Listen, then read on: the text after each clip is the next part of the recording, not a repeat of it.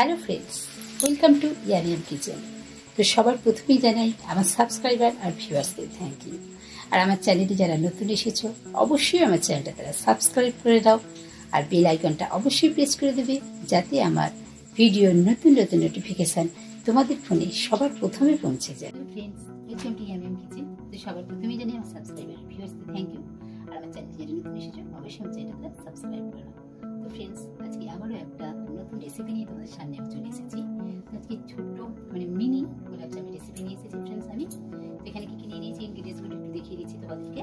আমি প্রথমেই দেখছি এক বাটি নিয়েছি আমি এখানে চিনি, এক বাটি আছে ছানা, আছে হাফ বাটির একটু বেশি ময়দা, 3 টেবিল স্পুন আছে মিল্ক পাউডার, নিয়েছি হাফ টিস্পুন চিনি, আর এখানে আছে কয়েকটা এলাচের দানা। চলো ফ্রেন্ডস, প্রথমে আমরা ছানাটাকে ঠিক মিক্সার গ্রাইন্ডারের মধ্যে দিয়ে একটা পাকি ঘোরাবো ফ্রেন্ডস। এটা কিন্তু বেশি পাক দেওয়া যাবে না। তো দেখো ফ্রেন্ডস, আমরা ছানাটা নিয়ে নিচ্ছি। নেওয়ার ছানাটাকে আমরা ঠিক একবারই একটা পাক দিয়ে চলে আসবো। তো দেখো ফ্রেন্ডস, আমি ছানাটাকে ঠিক একটু ক্রিমি করে নিয়ে চলে এসেছি। এটা আমাদের হাতে করে করতে হতো ফ্রেন্ডস এরকম। তো আমি এটা মিক্সিতে করে নিলাম, তাহলে আমাদের একটু সুবিধা হবে, কাজটা আমাদের একটু তাড়াতাড়ি আর কি হয়ে গেল। দেখো ফ্রেন্ডস, এটা পুরো ক্রিমের মতন হয়ে গেছে। এর মধ্যে যাতে দানা ভাবটা না থাকে সেই জন্য এটা করে নিতে হয় ফ্রেন্ডস। এটা হাতে করে আমাদের করে নিতে হতো, আমি একটু করে নিলাম ওইভাবে, তার আমাদের একটু সুবিধা হলো। আর এবার ফ্রেন্ডস এর মধ্যে আমরা ড্রাই ইনগ্রিডিয়েন্টস যেগুলো আছে সেগুলো সব দিয়ে দেবো, দিয়ে ভালোভাবে মেখে নেব। এবার আমি এখানে দিয়ে দিচ্ছি মিল্ক পাউডারটা। তারপর মিল্ক পাউডারটা দিয়ে একটু মেখে নেব প্রথমে।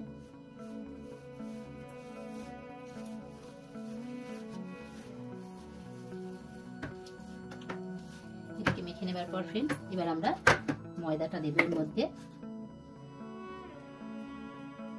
আমি অল্প অল্প করে দিচ্ছি ফ্রেন্ডস, দিয়ে আমাদের একটা ডো তৈরি করে নিতে হবে।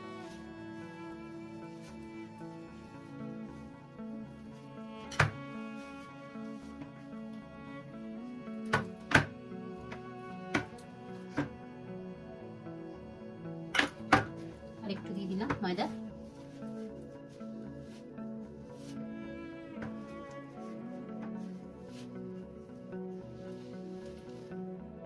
দেখো ফ্রেন্ডস, এখানে আমি চিনিটাও অ্যাড করে দিলাম। হাফ টিস্পুন মতো চিনিটা ছিল, এটা যাতে মাখতে মাখতে চিনিটা এর মধ্যে গলে যায়। এভাবে দিয়ে আমরা এটাকে ভালোভাবে দেখো মেখে নেব।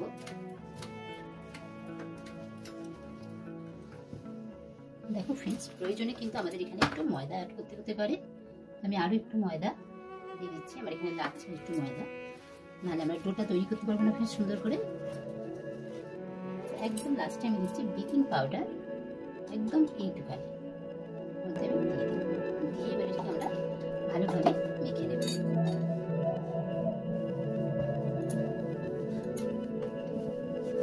মেখে একটু সুন্দর ডো বানিয়ে নেব আমরা এটা। তো দেখো ফ্রেন্ডস, ডোটা আমাদের তৈরি হয়ে গেছে। এটাকে আমরা সাইডে এবার রেখে দেব। তো দেখো ফ্রেন্ডস, আমরা এখানে চিনি শিরাটা বানিয়ে নিচ্ছি। তো চিনিটা আমরা দিয়ে দিলাম, দিয়ে এবার ওর মধ্যে আমরা দিয়ে দেবো জলটা। ওই বাটিরই আমি এক বাটি আর হাফ বাটির একটু শুধু জল দিয়ে দিলাম, দিয়ে আমরা এটার একটা রস বানিয়ে নেব।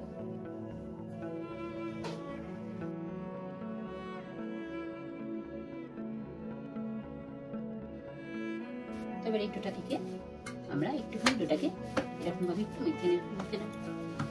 এভাবে একটু মেখে নিয়ে যদি এর মধ্যে চিনির দানা থেকে যায় ফ্রেন্ডস, সেই জন্য আমি এটাকে একটু ভালোভাবে মেখে নিলাম। তো এবার এখান থেকে আমরা এরকম ছোট ছোট করে কেটে নেব। নিয়ে প্রথমে হাতে এইভাবে একটু টিপে টিপে প্রেস করে নেব ভালো করে।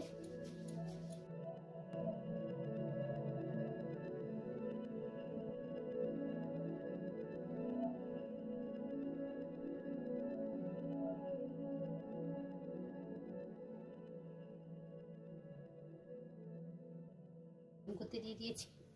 আর ফ্রেন্ডস, তোমরা তখন এই বলগুলোতে যদি দেখো ক্র্যাকস আছে, তাহলে অল্প একটু ময়দা মিশিয়ে আর একটু ভালোভাবে তোমরা ডলে এটাকে মেখে নেবে, তাহলেই দেখবে এরকম পুরো স্মুথ বলগুলো তৈরি হয়ে যাবে। দেখো ফ্রেন্ডস, তেলটা আমাদের খুব হালকা গরম হয়ে গেছে। প্রথমে আমি একখানা বল ছেড়ে দিয়েছি, দিয়ে দেখছি।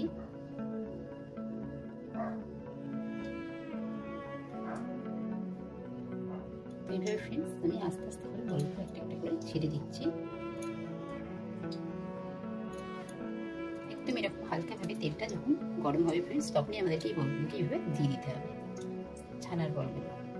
দেখো ফ্রেন্ডস, আমাদেরকে এইভাবে কড়াটাকে ধরে হালকা করে কিন্তু আমরা তেলটাকে এখন নাড়িয়ে দেবো, কারণ এখন যদি আমরা কোনো চামচ এগুলোকে কড়াতে যাই তাহলে আমাদের বলগুলো ফেটে যাবে।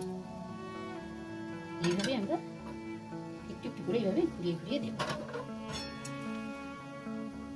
দেখো ফ্রেন্ডস, এরকম করে হালকা করে এবার আমরা চামচে পিছনটা দিয়ে রাখবো, এইভাবে আস্তে আস্তে করে আমি এইভাবে উল্টে দেবো।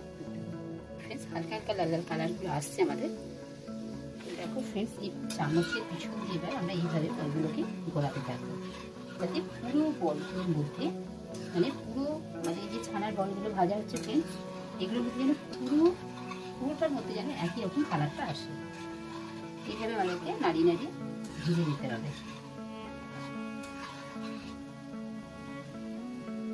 যখন দেখবে ফ্রেন্ডস তেলটা খুব বেশি হিট হয়ে গেছে, তখন তোমরা গ্যাসটা অফ করে দেবে, দিয়ে এইভাবে একটু নাড়িয়ে তেলটার মধ্যে ভাজাটা করবে, নাহলে এগুলো প্রচণ্ড পরিমাণে কালো হয়ে যাবে। দেখো ফ্রেন্ডস, আমাদের গোলাপ জামুনগুলো তৈরি হয়ে গেছে, আর আমরা পুরো গরমই একটু রসের মধ্যে দিয়ে দিয়েছি, আর রসটাকে আমরা একটু হালকা গরম করে নেব। তো দেখো ফ্রেন্ডস, এখানে আমি রসটাকে একটা ফুট শুধু দিয়ে নেব, গোলাপ জামুনগুলোর মধ্যে দিয়ে শুধু একটা ফুট রসটাকে আমরা দিয়ে নেব। তো দেখো ফ্রেন্ডস, রসটা আমাদের ফুটে গেছে, এবার আমরা গ্যাসটা অফ করে দেব। এবার এটাকে আমরা 3 থেকে 4 ঘন্টা এইভাবেই রেখে দেবো রসের মধ্যে। তারপর আমি তোমাদেরকে দেখাচ্ছি। যদি সারা রাত যদি রাখতে পারো ফ্রেন্ডস, খুবই তো ভালো হয়। তো সারা রাত না রাখতে পারলেও 3 থেকে 4 ঘন্টা রেখে দেবে, তারপর তোমাদেরকে আমি দেখাচ্ছি। দেখো ফ্রেন্ডস, আমি গোলাপ জামুনগুলো তোমাদের সামনে নিয়ে চলে এসেছি। তো আমার এখন 1.5 ঘন্টা থেকে 2 ঘন্টার মতন হচ্ছে। তো কত বড় হয়ে গেছে দেখো ফ্রেন্ডস, রসটা প্রচণ্ড পরিমাণে টেনে নিয়েছে, আর খুবই সুন্দর হয়েছে, খুবই স্পঞ্জি, খুবই সুন্দর। যদি সারা রাত রেখে দিয়ে খাও ফ্রেন্ডস, এগুলো আরও বড় হয়ে যাবে, আর আরও খুব সুন্দর দেখতে, মানে খুব সুন্দর খেতেও হবে। তো এগুলো খুব সুন্দর খেতেও হয় ফ্রেন্ডস। তো তোমরা অবশ্যই এবার ট্রাই করবে, আর লাইক শেয়ার কমেন্ট করবে ফ্রেন্ডস। আর তোমাদেরকে আমি একটা ভেঙে দেখাচ্ছি। তো দেখো ফ্রেন্ডস, এখান থেকে আমি একটা গোলাপ জামুন তুলছি, তোমাদের তুলে দেখাচ্ছি। দেখো কত বড় হয়েছে, দেখো ফ্রেন্ডস, পুরো মানে রসের টুম্বুর হয়ে গেছে এখনই। এই দেখো এটা কত সুন্দর নরম স্পঞ্জি হয়েছে, তোমরা দেখলে বুঝতে পারবে ফ্রেন্ডস ভেতরটা। এই দেখো কত সুন্দর হয়েছে, দেখো ফ্রেন্ডস, দারুণ সুন্দর হয়েছে। তো তোমরা অবশ্যই এবার ট্রাই করবে friends. Thank you for watching.